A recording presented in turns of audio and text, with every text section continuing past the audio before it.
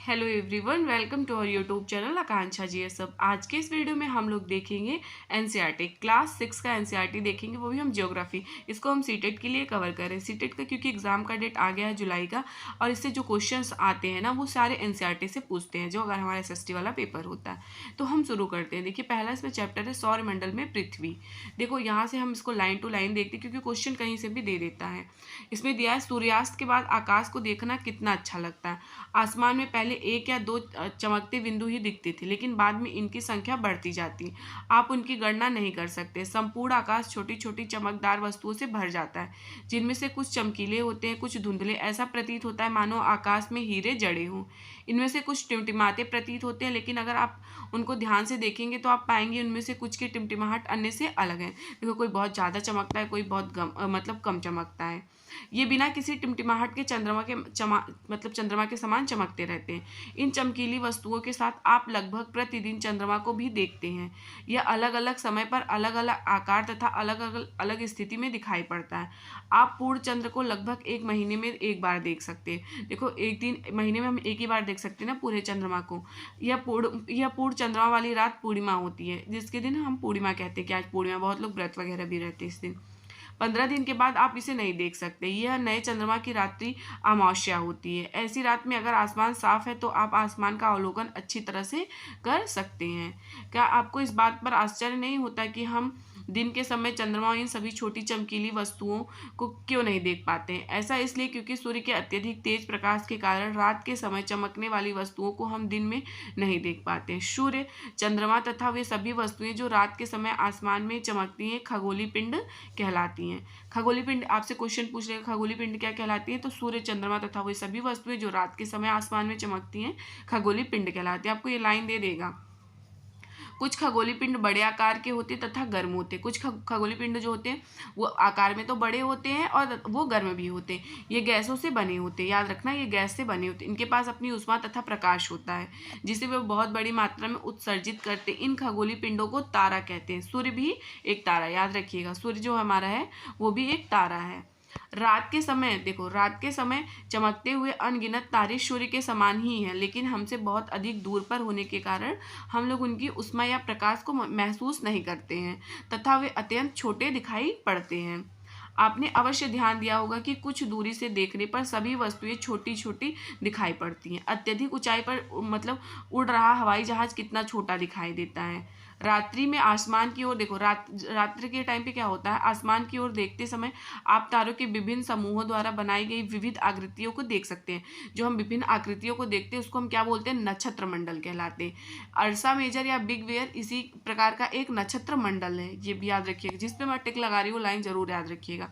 बहुत आसानी से पहचान में आने वाला नक्षत्र मंडल है सप्तऋषि। देखो, सप्तऋषि मतलब सात सात ऋषि, मतलब एक साथ 7 तारे जहाँ होते हैं। यह 7 तारों का समूह है जो कि नक्षत्र मंडल में अर्सा मेजर का भाग है। आपने परिवार या पड़ोस में किसी बड़े व्यक्ति से कहिए कि वह आपको आसमान के में और अधिक तारे और ग्रहों तथा नक्षत्र मंडल को दिखाए। देखो, छोटे बच्चों के लिए तो इस हिसाब से दिया हुआ है। प्राचीन समय में लोग रात्रि में दिशा का निर्धारण तारों की सहायता से करते थे। उत्तरी तारा उत्तर दिशा को बताता है, इसे ध्रुव तारा भी कहा जाता है। यह आसमान में हमेशा एक ही स्थान पर रहता है। हम सप्तऋषि की सहायता से ध्रुव तारे की स्थिति को जान सकते हैं। देखो, बहुत सारे लोग हैं ना जो घर में हमारे मतलब ओल्ड एज के हो गए, दादा दादी, उन लोगों से आप बोलोगे ना तो वो तारा को देख के बता सकते हैं दिशाएं। चित्र 1.1 में अभी हम दिखाएंगे आपको। यदि सप्तऋषि मंडल के संकेतक चारों ओर आपस में मिलाते हुए एक काल्पनिक रेखा खींची जाए तो उसे आगे की ओर बढ़ाया जाए तो यह ध्रुव तारे की ओर इंगित करती है। यह ध्रुव तारे की ओर जो होता है इंगित कर देती है। कुछ खगोलीय पिंडों में अपना प्रकाश एवं ऊष्मा नहीं होता। कुछ खगोलीय पिंड जो होते हैं ना उसमें अपना प्रकाश और ऊष्मा नहीं होता, वे तारों के प्रकाश से प्रकाशित होते हैं। ऐसे पिंड ग्रह कहलाते हैं। ऐसे जो पिंड होते हैं वो ग्रह कहलाते हैं। ग्रह, जिसे अंग्रेजी में प्लैनेट कहते हैं, ग्रीक भाषा में प्लेनाटाई शब्द से बना है, जिसका अर्थ होता है परिभ्रमक, अर्थात चारों ओर घूमने वाले। पृथ्वी जिस पर हम रहते हैं यह एक ग्रह है। देखो पृथ्वी जिस पे हम रहते हैं वो ग्रह ही है। यह अपना संपूर्ण प्रकाश एवं उष्मा सूर्य से प्राप्त करता है। जो पृथ्वी के सबसे नजदीक का तारा है, पृथ्वी को बहुत अधिक दूरी से, जैसे चंद्रमा से देखने पर यह चंद्रमा की तरह चमकती हुई प्रतीत होती है। देखो अब ये इसको याद रखिएगा। बृहस्पति, शनि तथा यूरेनस के चारों ओर छल्ले, ये छल्ले विभिन्न पदार्थों के असंख्य छोटे छोटे पिंडों से बनी पट्टियां हैं। पृथ्वी से इन छल्लों को शक्तिशाली दूरबीन की सहायता से देखा जा सकता है। ये आप इसको देखिएगा। ये हमारे देखो ग्रह हैं। सबसे पहले बुध होता है, सूर्य के सबसे पास में कौन सा है? बुध है, शुक्र है, पृथ्वी है, मंगल है, फिर बृहस्पति है, फिर शनि, फिर यूरेनस, फिर नेपच्यून है। ये याद रखिएगा। देखो और आसमान में दिखने वाला चंद्रमा एक उपग्रह है। चंद्रमा किसका उपग्रह है? हमारी पृथ्वी का। हमारी पृथ्वी का सिर्फ एक उपग्रह है। यह हमारी पृथ्वी का सहचर है। इसके चारों ओर चक्कर लगाता है। हमारी पृथ्वी के समान 7 अन्य ग्रह हैं जो सूर्य से प्रकाश एवं ऊष्मा प्राप्त करते हैं। उनमें से कुछ के पास अपना चंद्रमा भी है। जैसे सौरमंडल में देखो कौन कौन से गैस हैं? 8 ग्रह हैं, याद रखिएगा। देखो सूर्य 8 ग्रह, उपग्रह तथा कुछ अन्य खगोलीय पिंड जैसे क्षुद्र ग्रह एवं उल्का पिंड से मिलकर सौरमंडल का निर्माण करते हैं। उसे हम सौर परिवार का नाम देते हैं, जिसका मुखिया कौन होता है? सूर्य होता है। अब सूर्य कौन है इसके बारे में देखते हैं। सूर्य सौरमंडल के केंद्र में स्थित है। यह बहुत बड़ा है। यह अत्यधिक गर्म गैसों से बना है, जिसका खिंचाव बल इससे सौरमंडल को बांधे रखता है। सूर्य सौरमंडल के लिए प्रकाश एवं ऊष्मा का एकमात्र स्रोत है, लेकिन हम इसकी अत्यधिक तेज ऊष्मा को महसूस नहीं करते, क्योंकि जब सबसे नजदीक का तारा होने के बावजूद यह हमसे बहुत दूर है। सूर्य जो है ना वो पृथ्वी से लगभग 15 करोड़ किलोमीटर की दूरी पे है। ग्रह हमारे सौरमंडल में 8 ग्रह हैं। सूर्य से दूरी के अनुसार सबसे पहले बुध है, फिर शुक्र है, फिर पृथ्वी, फिर मंगल, फिर बृहस्पति, फिर शनि, फिर यूरेनस, तो फिर नेपच्यून है। देखो इनको याद करने का ट्रिक आप याद रखिएगा। M my very efficient mother just serve us nuts, तो इसको याद रखिएगा। माई से मतलब एम हो गया, इसको याद रखिएगा जो रेड कलर से। सौरमंडल के सभी 8 ग्रह एक निश्चित पथ पर सूर्य का चक्कर लगाते हैं। देखो इसका ये मतलब हुआ है कि सौरमंडल के सभी 8 ग्रह एक निश्चित पथ पर सूर्य का चक्कर लगाते हैं। मतलब मान लो ये देखो सूर्य हो गया हमारा एक तरह से, और ये सारे ग्रह गए छोटे छोटे, तो इसका चारों तरफ से ये चक्कर लगा रहे हैं। और ये जो है ना ये रास्ते ये दीर्घ वृत्ताकार में फैले हुए हैं, और ये क्या कहलाते हैं? ये कक्षा कहलाते हैं। बुध सूर्य के सबसे नज़दीक है। बुध जो है वो सूर्य के सबसे पास में है। अपनी कक्षा में सूर्य के चारों ओर एक चक्कर लगाने में इसका केवल कितना दिन लगता है? 88 दिन। 88 दिन में जो बुध है ना वो चक्कर लगा लेता है। शुक्र को पृथ्वी का जुड़वा ग्रह माना जाता है। शुक्र को पृथ्वी का जुड़वा ग्रह इसलिए माना जाता है क्योंकि इसका आकार एवं आकृति लगभग पृथ्वी के समान ही है। अभी तक जो प्लूटो था ना एक ग्रह माना जाता था, परंतु अंतरराष्ट्रीय खगोलीय संगठन ने अपनी बैठक में अगस्त 2006 में यह निर्णय लिया था कि कुछ समय पहले खोजे गए जो अन्य खगोलीय पिंड है या फिर ग्रह हैं उनको हम प्लूटो, जैसे प्लूटो वगैरह होगा, इसको हम क्या कहेंगे? बौने ग्रह। इसको ग्रह हम नहीं मानेंगे, जो मतलब 2006 से पहले खोजे गए हुए हैं। अब पृथ्वी सूर्य के दूरी के हिसाब से ये तीसरा ग्रह है। मतलब देखो ये सूर्य हो गया, फिर यहाँ पे हमारा ये हो गया बुध हो गया, ये शुक्र हो गया, फिर हमारी ये पृथ्वी हो गई। आकार में यह 5वां और सबसे बड़ा ग्रह है, और ये आकार में 5वां और सबसे बड़ा ग्रह है। ध्रुवों के पास थोड़ी चपटी है, यही कारण है कि इसके आकार को भूआब कहा जाता है। जियोड शेप का है हमारी पृथ्वी। भूआब का अर्थ है पृथ्वी के समान आकार। देखो जीवन के लिए अनुकूल परिस्थितियाँ संभवतः केवल पृथ्वी पर ही पाई जाती हैं। पृथ्वी पे तो मतलब बहुत ज़्यादा गर्म भी नहीं है तो ठंडा भी नहीं है, मतलब कि अनुकूल परिस्थितियां, जैसे कि आराम से इंसान रह सकता है, सर्वाइव कर सकता है। पृथ्वी ना तो अधिक गर्म है और ना ही अधिक ठंडी है। यहाँ पानी एवं वायु उपस्थित है जो हमारे जीवन के लिए आवश्यक है। वायु में जीवन के लिए आवश्यक गैस जैसे ऑक्सीजन हो गया। इन्हीं कारणों से पृथ्वी सौरमंडल का सबसे अद्भुत ग्रह है, क्योंकि ऑक्सीजन है, बिना हम ऑक्सीजन की सांस नहीं ले पाएंगे। और ऑक्सीजन कितने पाए जाते हैं? 21%, और नाइट्रोजन जो होता है हमारे वायुमंडल में 78% पाए जाते हैं। अंतरिक्ष से देखने पर पृथ्वी नीले रंग का दिखाई देता है। अंतरिक्ष से अगर हम पृथ्वी को देखते हैं ये नीले रंग का दिखाई देता है, क्योंकि इसकी जो सतह है ना 2/3 सतह इस पर पानी से ढका हुआ है। 2/3 सतह जो है वो पानी से ढकी हुई है, इसलिए इसे नीला ग्रह भी कहा जाता है।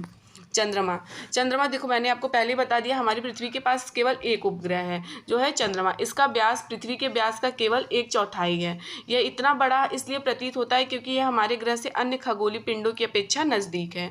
यह लगभग देखो यह हमसे लगभग कितना दूरी पे है? तो 3,84,400 किलोमीटर की दूरी पे है जो है ये हमारा चंद्रमा। आप पृथ्वी से सूर्य और चंद्रमा की दूरियों की तुलना कर सकते हैं। ये याद रखिएगा, नील आर्मस्ट्रांग पहले व्यक्ति हैं जिन्होंने 20 जुलाई 1969 को सबसे पहले चंद्रमा की सतह पर कदम रखा था। अब आपको बताना है इंडिया में सबसे पहले कौन गए हुए थे। उपग्रह क्या है? देखो, उपग्रह एक खगोलीय पिंड है जो ग्रहों के चारों ओर उसी प्रकार चक्कर लगाता है जिस प्रकार ग्रह सूर्य के चारों ओर चक्कर लगाते हैं। मानव निर्मित उपग्रह, देखो मानव निर्मित इसके नाम से पता चल रहा है कि जो मानव ने मतलब इसका निर्माण किया, इसे कृत्रिम पिंड भी कहते हैं। एक वैज्ञानिकों के द्वारा ये बनाया जाता है जिसका उपयोग ब्रह्मांड के बारे में जानकारी प्राप्त करने एवं पृथ्वी पर संचार माध्यम के लिए किया जाता है। इसे रॉकेट के द्वारा अंतरिक्ष में भेजा जाता है एवं पृथ्वी की कक्षा में स्थापित कर दिया जाता है। इसका सबसे अच्छा एग्जाम्पल अभी चंद्रमा पे चंद्रयान 3 भेजा गया है। तो इस तरह से मानव निर्मित उपग्रह वगैरह इस मतलब कि जो भी बनाया जाए, जैसे IRS हो गया, एडुसेट हो गया, ये सब भारतीय उपग्रह के मतलब हैं। देखो, चंद्रमा पृथ्वी का एक चक्कर लगभग 27 दिन में पूरा करती है। चंद्रमा जो है ना वो पृथ्वी का है ये बात, तो 27 दिन में पूरा करता है। लगभग इतने ही समय में वो अपने अक्ष पर एक चक्कर भी पूरा करता है। इसके परिणाम स्वरूप पृथ्वी से हमें चंद्रमा का केवल एक ही भाग दिखाई पड़ता है। चंद्रमा की परिस्थितियाँ जीवन के लिए अनुकूल नहीं हैं। इसकी सतह पर पर्वत, मैदान, गड्ढे हैं जो चंद्रमा की सतह पर छाया बनाते हैं। पूर्णिमा के दिन चंद्रमा पर इनकी छाया को देखा जा सकता है। क्षुद्र ग्रह क्या होते हैं? क्षुद्र ग्रह जो होते हैं ना, ये तारों, ग्रहों एवं उपग्रहों के अतिरिक्त असंख्य छोटे पिंड भी सूर्य के चारों ओर चक्कर लगाते हैं। इन पिंडों को क्षुद्र ग्रह कहते हैं। ये मंगल एवं बृहस्पति की कक्षाओं के बीच पाए जाते हैं।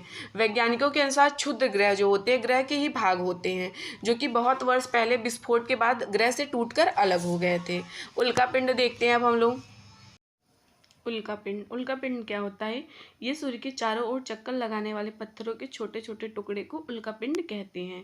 कभी कभी ये उल्का पिंड पृथ्वी के इतने नज़दीक आ जाते हैं कि इनकी प्रवृत्ति पृथ्वी पर गिरने जैसी हो जाती है। इस प्रक्रिया के दौरान वायु के साथ घर्षण होने के कारण ये गर्म होकर जल जाते हैं। फलस्वरूप चमकदार प्रकाश उत्पन्न होता है। कभी कभी कोई उल्का पूरी तरह जले बिना पृथ्वी पर गिरती है जिससे धरातल पर गड्ढे बन जाते हैं। क्या आपने तारों वाले खुले आकाश में एक ओर से दूसरी ओर तक फैली चौड़ी सफेद पट्टी की तरह एक चमकदार रास्ते को देखा है? यह लाखों तारों का समूह, यह पट्टी आकाश गंगा है जिसको हम मिल्की वे कहते हैं। हमारा सौरमंडल इस आकाश गंगा का एक भाग है। प्राचीन भारत में इसकी कल्पना आकाश में प्रकाश की एक बहती नदी से की गई थी। इस प्रकार इसका नाम आकाश गंगा पड़ा था। आकाश गंगा करोड़ों तारों, बादलों तथा गैसों की एक प्रणाली है।